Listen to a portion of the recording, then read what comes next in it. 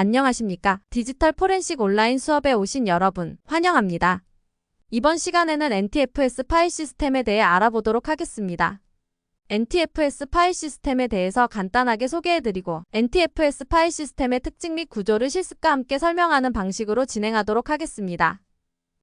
NTFS는 뉴테크놀로지 파일 시스템의 약자로 윈도우 NT부터 사용되기 시작한 파일 시스템을 지칭합니다. 이전 시간에 배운 팻 파일 시스템과 마찬가지로 마이크로소프트사에서 개발하였으며 현재까지 윈도우 운영체제의 기본으로 탑재되는 파일 시스템입니다. NTFS의 발전은 윈도우 운영체제에 추가된 다양한 기능들을 지원하기 위해 파일 시스템 구조가 개선되며 발전하였습니다. 여기서 말하는 운영체제 기능은 저널링과 같은 안정성을 위한 기능과 파일 압축, 암호화와 같은 보호 기능 등을 의미합니다. 그리고 팻과 NTFS 외에도 다른 파일 시스템들이 많이 생겨났기 때문에 다른 파일 시스템과의 호환성을 위한 기능도 존재합니다. 이렇게 다양한 기능을 지원하기 위해 NTFS는 아래 표와 같이 버전이 바뀌며 현재의 NTFS 버전 3.1까지 만들어져 운영되고 있습니다. 다음 슬라이드부터 운영체제에 추가된 주요 기능들에 의해 만들어진 NTFS의 특징을 상세히 살펴보겠습니다. 앞서 설명했던 운영체제 기능들을 크게 세 가지로 나누어 NTFS 안정성 강화 기능, NTFS 보호 기능, 타 파일 시스템과의 호환성을 위한 기능 순으로 설명하겠습니다. 가장 먼저 설명하는 NTFS 안정성 강화 기능은 NTFS 볼륨에 저장된 파일이나 폴더의 내용이 물리적인 문제 혹은 시스템 문제와 같은 외부 요인에 의해서 변경되거나 사용할 수 없게 되는 상황을 최대한 막아주는 기능들을 말합니다. 안정성을 위한 대표적인 기능으로는 저널링이 있습니다. 저널링은 NTFS 볼륨에 저장되는 파일이나 폴더의 변경사항들을 순차적으로 기록하다가 시스템 오류가 발생하게 되면 기록된 변경사항을 보고 가장 최근의 안정적인 상태로 돌아가는 기능을 말합니다. 이를 위해서 NTFS의 파일이나 폴더의 변경사항들을 저장하는 공간이 필요하게 됩니다. 이외에도 NTFS 운용에 필요한 많은 정보들이 저장될 공간도 고려해야 합니다. 따라서 볼륨 내의 특정 영역에 정보를 저장할 수 있는 공간을 확보하였으며 이를 통칭하여 NTFS 메타데이터라고 부릅니다. 저널링에서 사용하는 NTFS 메타데이터는 단순하게는 로그 파일과 저널 파일로 부르며 구체적으로는 $로그 파일과 $USN 저널이라고 부릅니다. 로그 파일에 방금 설명한 NTFS 메타데이터의 변경사항들이 주로 기록되며 저널 파일에는 파일 및 폴더의 보안 설정과 같은 속성 변경 내용이 기록됩니다. NTFS 메타데이터는 이후 강의에서 더 상세히 다루도록 하겠습니다. 두 번째 기능으로 볼륨 섀도우 카피는 NTFS에서 지원하는 백업 기능을 말합니다. 윈도우 2003부터 지원하고 있으며 새롭게 덮여 쓰인 파일 및 폴더의 백업본을 유지하는 기능입니다. 이 기능을 이용하여 실제 파일이나 폴더의 데이터를 모두 저장할 수 없는 저널링의 한계점을 보완해주는 역할을 하여 시스템을 재부팅할 때 좀 더 안전한 복구를 지원하게 됩니다. 세 번째 기능으로 동적 배드 클러스터 재할당 기능이 있습니다. 우선 배드 클러스터는 다양한 원인에 의해 사용할 수 없게 된 섹터가 포함되어 있는 클러스터를 말합니다. 클러스터와 섹터의 관계는 파일 시스템 개념과 역사 특징을 소개한 이전 강의를 참고하시기 바랍니다. 배드 클러스터가 발생하면 물리적으로 데이터를 기록하거나 접근할 수 없기 때문에 배드 클러스터 영역을 운영체제에서 사용하려는 시도를 미리 방지할 필요가 있습니다. 따라서 파일 시스템에서 미리 배드 클러스터들의 위치를 알기 위해 NTFS 메타데이터 중 하나인 $배드 클러스터를 만들어 관리하게 됩니다. 다음으로 NTFS 보호 기능을 설명하겠습니다. NTFS 보호 기능은 볼륨의 공간이 부족하거나 다른 사용자에게 방해받아서 원활한 NTFS 운용에 문제가 생기거나 볼륨 내의 파일 또는 폴더 내용을 지정한 사용자만 접근할 수 있도록 만드는 것처럼 사용자가 NTFS 볼륨 사용에 문제가 발생하지 않도록 보호하는 기능을 말합니다. 첫 번째 기능으로 EFS 기능이 있습니다. EFS 기능은 파일 시스템에서 제공하는 암호화 기능입니다. NTFS는 서버처럼 다수의 사용자가 하나의 컴퓨터를 사용하는 환경도 고려할 필요성이 있습니다. 이처럼 하나의 컴퓨터를 여러 사람이 사용할 수 있는 환경을 다중사용자 환경이라 합니다. 다중사용자 환경에서는 데이터가 공유되거나 관리자에 의해서 영향을 받을 수 있습니다. 이를 방지하기 위해서 데이터를 암호화하여 인증받은 사용자만 접근할 수 있게 만드는 주요한 보호 기능입니다. 두 번째 기능으로 파일 시스템 파일 압축 기능이 있습니다. 파일 시스템 파일 압축은 일반 압축 파일인 zip 파일과 같이 특정 알고리즘을 사용하여 파일의 데이터를 압축하여 공간을 절약하게 만드는 방식입니다. 파일 시스템 파일 압축과 일반 압축의 차이점은 일반 압축의 경우 파일 복사 혹은 이동을 하더라도 압축된 상태가 유지되지만 파일 시스템 파일 압축에서는 파일 복사하면 압축 설정이 해제될 수 있습니다. 그리고 일반 압축처럼 파일을 접근하기 위해서 압축을 해제할 필요는 없지만 압축된 형태로 디스크에 저장되어 있기 때문에 파일에 접근할 때마다 매번 압축을 풀어주는 작업이 추가적으로 필요합니다. 따라서 저장 매체 용량이 부족한 경우에만 파일 시스템 파일 압축 기능을 사용하고 있습니다. EFS와 파일 압축 기능은 파일을 대상으로도 적용할 수 있고 폴더를 대상으로 적용할 수 있습니다. 폴더를 대상으로 적용한 경우에는 폴더 내부에 있는 파일 및 폴더가 모두 같은 속성이 적용되는 특징이 있습니다. 또한 새로운 파일과 폴더를 생성하더라도 상위 폴더에 적용한 속성이 그대로 적용됩니다. 세 번째 기능인 디스크 쿼터 기능은 다중 사용자를 지원하는 환경에서 각 사용자의 디스크 사용량을 제한하는 기능을 말합니다. 만약 다중 사용자 환경에서 특정 사용자가 과도하게 파일을 생성하게 되면 다른 사용자들이 시스템을 이용할 수 없을 수 있습니다. 이를 보호하기 위하여 사용자마다 사용할 수 있는 용량을 설정하거나 설정된 용량을 초과 사용할 시 경고 메시지를 전달하는 등의 조치를 취할 수 있습니다. 따라서 사용자별로 사용할 수 있는 최대 사용량을 기록하는 NTFS 메타데이터를 만들어 관리하고 있습니다. 마지막으로 타 파일 시스템과의 호환성을 위한 기능에 대해 설명하겠습니다. NTFS는 펫 파일 시스템에서 발생했던 파일 이름 및 확장자에 관한 문제를 해결하기 위하여 이름을 저장할 수 있는 구조가 개선되었습니다. 이 구조의 문자 저장 방식은 다국어를 지원하는 유니코드 형식을 사용합니다. 유니코드에 대한 상세한 내용은 데이터 인코딩과 문자 코드를 설명한 이전 강의를 참고하시기 바랍니다. 다음으로 ADS 기능이 있습니다. ADS의 기본적인 개념은 맥 운영체제의 리소스에 저장된 데이터를 윈도우에서도 확인할 수 있도록 NTFS에 만든 것입니다. 펫 파일 시스템과의 차이 관점으로 보면 ADS는 펫에서 오직 한 개만 가질 수 있던 데이터 저장 구조체를 NTFS에서는 2개 이상 가질 수 있도록 지원하는 기능입니다. NTFS의 데이터 저장 구조체에 대해서는 이후 더 상세히 다루겠습니다. 현재 ADS는 다른 파일 시스템을 호환하기보다는 파일의 실제 데이터와 메타데이터를 제외한 부가적인 정보를 저장할 수 있는 공간으로 사용됩니다. 부가적인 정보로는 파일 요약 정보, 영역, 식별자 등이 있습니다. 디지털 포렌식 분석에서는 ADS 영역에 은닉된 데이터가 저장되어 있을 수 있으므로 ADS 개념과 확인하는 방법이 중요합니다. 다음 슬라이드에서 ADS를 생성하고 확인하는 방법을 다루겠습니다. ADS는 윈도우의 기본 명령어만으로도 간단하게 생성할 수 있습니다. 우선 ADS는 생성하거나 접근하기 위해서는 ADS 이름이 필요합니다. ADS 이름은 임의로 지정할 수 있습니다. 예를 들어 샘플 텍스트 파일의 hide라는 이름의 ADS를 접근하기 위해서는 sample.txt:hide 형태로 접근해야 합니다. PDF 파일인 sample2 파일의 ADS도 동일한 방식으로 hide to ADS에 접근할 수 있습니다. 보다 상세한 내용은 실습을 진행하면서 설명하겠습니다. 실습은 명령 프롬프트 cmd 창에 메시지를 출력해주는 도구인 에코모어와 폴더를 확인할 수 있는 디렉터리 정보 출력 도구를 이용하겠습니다. 우선 실험 대상 폴더에서 샘플 텍스트 파일을 만든 후 임의의 문자열을 입력합니다.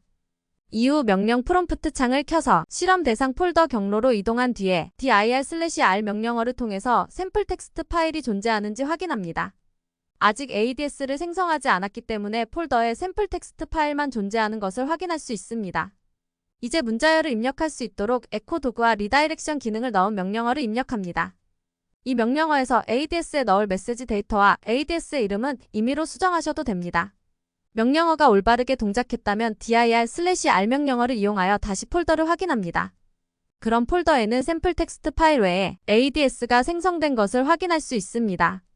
하지만 폴더 정보에는 오직 한 개의 파일만 있으며 용량의 변화도 없다는 것을 알 수 있습니다. 마지막으로 모어 도구와 리다이렉션 기능을 이용한 명령어로 입력된 메시지가 합쳐지지 않고 ADS에 잘 들어간 것을 확인할 수 있습니다. 실습한 방식 외에도 ADS는 생성 및 접근 방법은 다양하게 존재합니다. 디지털 포렌식에서는 ADS가 존재하며 ADS에 임의의 데이터를 넣을 수 있다는 점에 주목해야 합니다. ADS가 생긴 이후 윈도우 XP까지는 실행 파일도 ADS에서 직접적으로 동작 가능했지만 보안성을 높이기 위해 윈도우 비스타부터는 ADS에 직접적인 프로그램을 넣어 실행할 수 없도록 변경되었습니다. 그러나 높은 권한을 가진 상태로 링크 파일을 만드는 방식 등 ADS 내 데이터를 이용하는 방법도 존재합니다. 이처럼 ADS를 분석하기 위해서는 데이터 은닉 관점과 악성 코드 분석 관점을 모두 고려해야 하며 ADS 분석은 필수적인 요소이기 때문에 파일 시스템 분석 기능을 가진 포렌식 도구에서는 모두 ADS를 확인할 수 있습니다. 그러나 포렌식 도구마다 보여주는 방법이 다르기 때문에 미리 ADS 영역을 표기하는 방식을 익혀놓는 것이 좋습니다. 아래 우측 그림은 FTK 이미저 도구를 사용해서 일반 파일과 ADS를 확인한 결과입니다. FTK 이미저에 대한 내용은 디지털 포렌식 수집 방법, 비활성 시스템 대상으로 동작하는 소프트웨어를 설명한 강의를 참고하시기 바랍니다. 이제부터 NTFS 구조를 설명하겠습니다. NTFS는 구조적인 관점으로 보면 매우 단순한 형태를 가지고 있습니다. 왜냐하면 모든 데이터가 파일 형태로 관리되기 때문입니다. 예를 들어 일반 사용자가 텍스트 파일 혹은 영상 파일을 만들어 저장하는 것과 윈도우 운영체제에서 사용하는 시스템 파일 또는 NTFS 메타데이터가 저장된 것, 이 모든 데이터들은 같은 영역에 동일한 방식으로 저장됩니다. 이 영역을 NTFS에서 가장 중요한 MFT 영역이라고 부릅니다. NTFS 구조는 아래 그림과 같이 크게 세 가지로 구분할 수 있습니다. NTFS의 부트코드와 기본 설정 값이 들어가는 VBR 영역과 모든 파일의 메타데이터가 저장되는 MFT 영역, 모든 파일의 실제 데이터가 저장되는 데이터 영역으로 나눠집니다. VBR을 제외한 데이터 영역의 모든 데이터들은 MFT 영역에 있는 MFT 엔트리와 연결되어 있습니다. MFT 영역에는 실제 데이터가 들어가는 경우도 존재하는데 이는 MFT 상세 구조를 설명하면서 상세히 다룰 예정입니다. 지금은 MFT 영역에는 파일의 이름, 크기, 시간 정보와 같은 메타데이터가 주로 저장된다고 설명하겠습니다. MFT에 대한 상세한 설명은 VBR을 설명한 뒤에 이어서 진행하도록 하겠습니다. VBR 영역은 NTFS 볼륨의 첫 번째 섹터에 위치하고 있으며 볼륨의 마지막 섹터에 백업된 부트 레코드가 위치합니다. 즉 볼륨을 접근할 때 가장 먼저 접근하는 공간이며 부팅에 필요한 실행 코드인 부트 코드가 있습니다. 또한 NTFS 볼륨 해석에 가장 중요한 볼륨의 크기, 클러스터의 크기 또는 MFT 영역의 시작 주소 등이 기록되어 있습니다. VBR의 상세 구조 중에서 볼륨 분석에 관한 중요한 필드만 설명하겠습니다. 우선 분석 대상 볼륨이 NTFS인지 확인할 수 있는 값을 먼저 설명하겠습니다. VBR 영역 오프셋인 0x03부터 0x0a까지를 OEM ID 필드라고 부르며 NTFS로 포맷한 경우에 NTFS라는 문자열이 입력되어 있습니다. 또한 VBR 영역의 가장 마지막 두 바이트는 0x5AA로 NTFS VBR을 구분할 수 있는 특정한 값이 저장되어 있습니다. OEM ID는 일반적인 NTFS 볼륨을 식별하는 데 많이 활용되며 마지막에 위치한 시그니처 값은 NTFS의 VBR인지 확인할 수 있는 중요한 시그니처입니다. 다음으로 MFT 영역 시작 주소를 계산하기 위해 필요한 값을 설명하겠습니다. MFT 영역 시작 주소는 바이트 퍼 섹터 필드와 섹터 퍼 클러스터 스타트 클러스터 포 MFT를 모두 곱해서 구할 수 있습니다. 이 의미를 살펴보면 스타트 클러스터 포 MFT 필드에 저장되는 숫자의 단위가 클러스터의 개수이기 때문에 새 주소에 있는 값을 곱하는 것을 알 수 있습니다. 아래의 내용을 더 쉽게 이해하기 위해서 클러스터와 섹터의 관계는 파일 시스템 개념과 역사, 특징을 소개한 이전 강의를 참고하시기 바랍니다. 각각의 필드의 의미와 계산 방법을 상세히 보도록 합시다. 첫 번째 요소인 바이트 퍼 섹터 필드는 섹터의 크기를 저장하는 필드입니다. 위 그림 예시에서 바이트 퍼 섹터는 VBR 영역 오프셋 0x0b부터 0x0c에 위치하고 0x0002 값이 기록되어 있습니다. 이를 리틀 인디언 방식으로 해석하면 한 섹터의 크기는 0x200, 즉 512바이트임을 알 수 있습니다. 두 번째 요소인 섹터 퍼 클러스터 필드는 클러스터의 크기 정보를 저장하는 필드입니다. 섹터 퍼 클러스터는 VBR 영역 오프셋 0x0d에 위치하고 0x08이 기록되어 있습니다. 섹터 퍼 클러스터 필드의 값은 섹터의 개수를 의미하기 때문에 위에서 해석한 바이트 퍼 섹터의 크기를 곱해서 클러스터의 크기를 구할 수 있습니다. 클러스터의 크기를 계산해보면 0x200 곱하기 0x8은 0x1000을 의미하고 이를 10진수로 바꿔서 4096바이트임을 알 수 있습니다. 대부분의 파일 시스템에서는 섹터의 크기를 512바이트 그리고 클러스터 크기를 4096바이트로 사용하고 있습니다. NTFS도 마찬가지인 크기 정보를 저장하고 있지만 최근에는 다양한 저장 매체에서 NTFS가 사용되고 있고 대용량 저장 매체가 많이 나오기 때문에 클러스터의 크기가 고정적이지 않습니다. 따라서 이 필드도 확인한 뒤에 볼륨 분석을 진행해야 합니다. 마지막 요소인 스타트 클러스터 포 MFT 필드는 MFT 영역의 시작 클러스터 번호가 저장된 필드입니다. VBR 영역 오프셋 0x30부터 0x37까지의 8바이트를 의미하고 리틀 인디언 방식으로 값이 저장되어 있습니다. 기록되어 있는 값을 해석하면 0x6400임을 알 수 있습니다. 앞서 설명한 것과 같이 스타트 클러스터 4 MFT 필드의 값은 클러스터의 개수를 의미하기 때문에 클러스터 크기를 연산해 사용해야만 정확한 MFT 영역의 시작 오프셋을 구할 수 있습니다. NTFS 구조 중에서 가장 중요한 MFT 영역에 대해서 설명하겠습니다. MFT 영역은 볼륨 내에서 이미 정해진 VBR과 백업용 VBR의 위치인 첫 번째 섹터와 마지막 섹터의 위치를 제외하고 임의의 위치에 저장될 수 있습니다. 아래 그림에서는 MFT가 VBR의 바로 뒤에 나온 것으로 표현되어 있지만 이전 슬라이드에서 구한 MFT의 위치는 0x640만으로 첫 번째 섹터 사이에 많은 공간이 있습니다. 이처럼 MFT의 위치는 볼륨의 크기, MFT 영역의 크기 등 다양한 요소에 의해 위치가 결정되어 저장되기 때문에 꼭 VBR에서 시작 위치를 확인해야 합니다. MFT 영역의 시작 위치를 찾은 후에는 MFT 영역을 분석해야 합니다. MFT 영역은 MFT 엔트리로 불리는 구조체가 연속적으로 이어지는 구조를 가지기 때문에 MFT 엔트리의 집합으로 볼 수 있습니다. 아래 그림과 같이 가장 처음 위치한 MFT 엔트리를 0번이라고 부르고 그 이후에 MFT 엔트리 번호는 순차적으로 증가하게 됩니다. 모든 파일 및 폴더는 MFT 엔트리를 최소한 1개씩은 가지고 있습니다.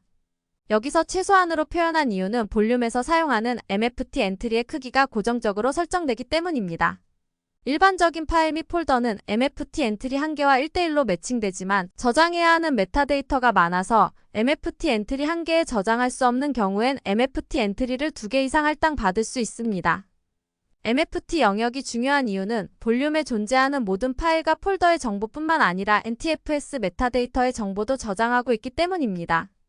특히 MFT 엔트리의 0번부터 11번까지는 NTFS 메타데이터의 정보를 저장하고 있고 12번부터 15번까지는 예약된 MFT 엔트리로 추후 새로운 NTFS 메타데이터가 생성되었을 때를 대비한 공간입니다.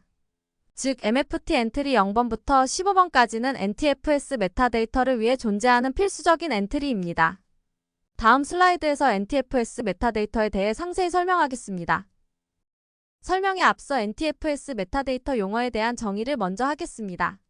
본 강의에서 사용하는 NTFS 메타데이터 용어는 파일 시스템 메타데이터 혹은 시스템 파일 등 다양한 다른 용어로도 불리고 있지만 보다 명확한 파일 시스템 이름을 지칭하고 다른 강의에서 배우실 윈도우 운영체제에 있는 시스템 파일과 헷갈리지 않도록 NTFS 메타데이터로 지칭하였습니다.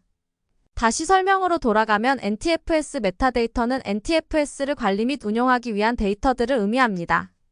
파일 시스템을 포맷할 때 NTFS 메타데이터가 기본적으로 생성되며 볼륨 내 일정 공간에 저장됩니다. 파일 시스템을 관리하기 위한 설정값과 NTFS 특징에서 배운 운영체제 기능들을 운용하기 위한 데이터 등이 포함됩니다. NTFS의 주요한 특징에 의해 NTFS 메타데이터도 모두 파일 형태로 저장됩니다. 예를 들면 앞서 설명했던 MFT 영역도 $MFT라는 이름을 가진 파일로 볼 수 있으며 MFT 엔트리 형태로 저장하고 있습니다.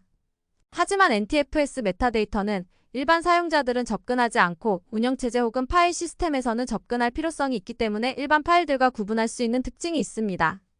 파일 이름을 만들 때 NTFS 메타데이터 이름 앞에 $마크를 붙이고 대문자와 소문자를 혼합하여 만들고 있습니다. 예외적으로 $MFT 파일과 루트 폴더를 의미하는 점은 NTFS 메타데이터 이름 규칙을 따르지 않고 있습니다. 여기서 대문자와 소문자가 혼합된 것이 NTFS 메타데이터 파일들의 이름이다라고 강조하겠습니다.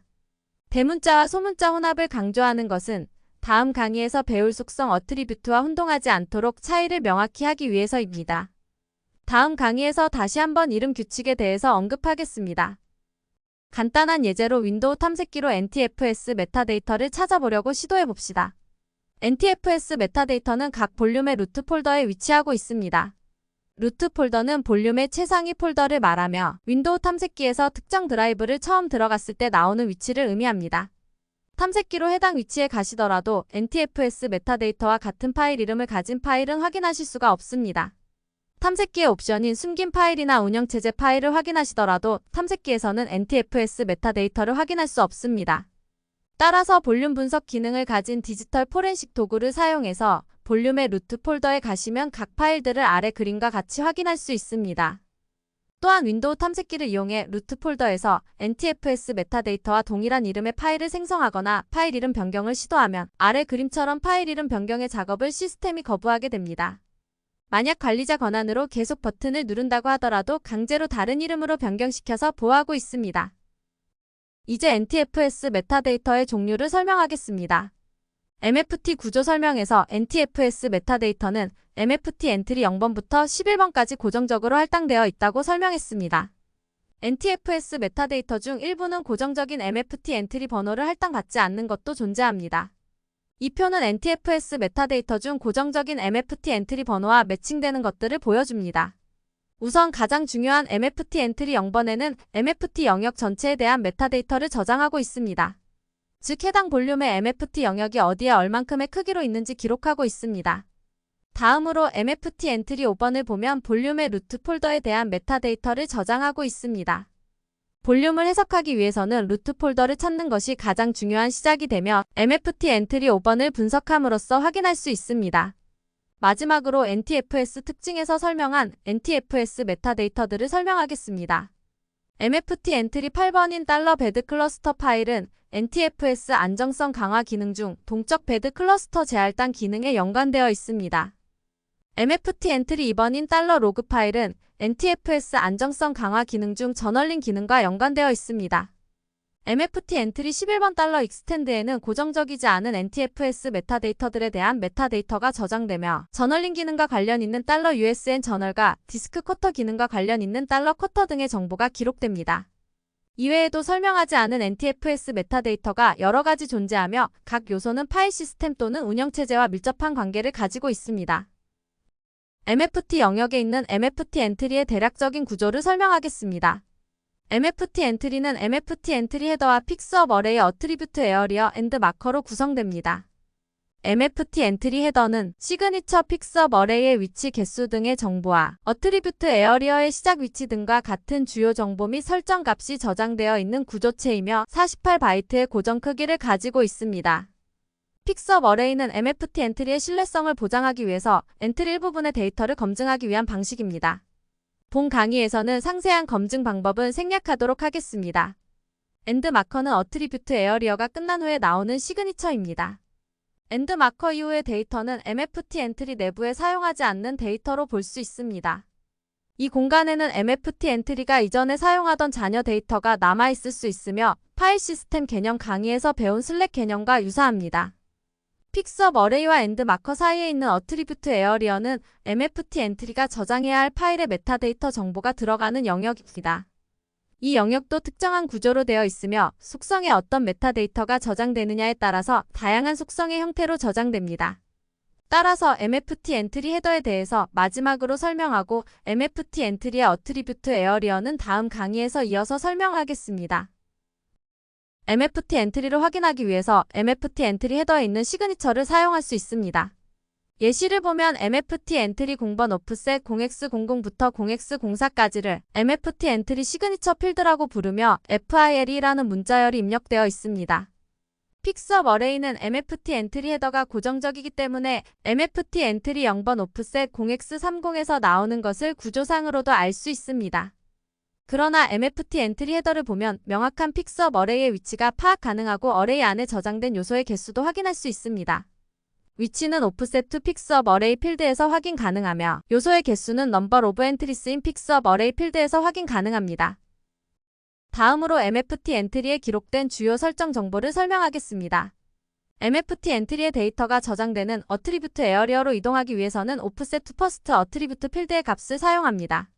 이 필드에 저장되어 있는 값은 상대 주소 형식으로 저장되어 있습니다. 상대 주소는 현재 엔트리의 시작 위치를 기준으로 얼마나 이동하는지를 나타내는 값입니다.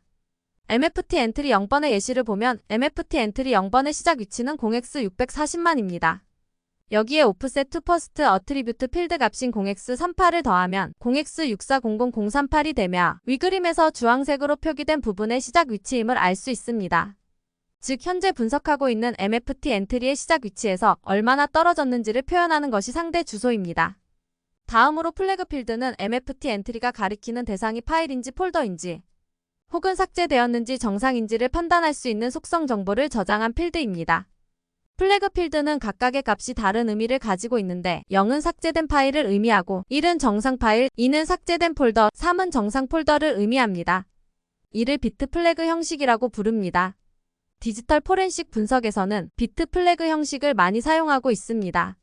마지막으로 used size of MFT 엔트리는 고정된 MFT 엔트리 크기 중에서 실제 사용되는 크기 값을 저장하고 있습니다.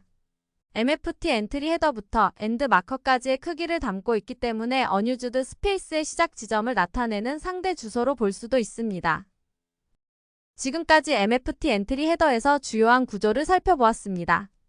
다음 강의에서는 어트리뷰트 에어리어에 대한 상세 설명과 NTFS MFT 분석 실습을 진행하겠습니다. 감사합니다.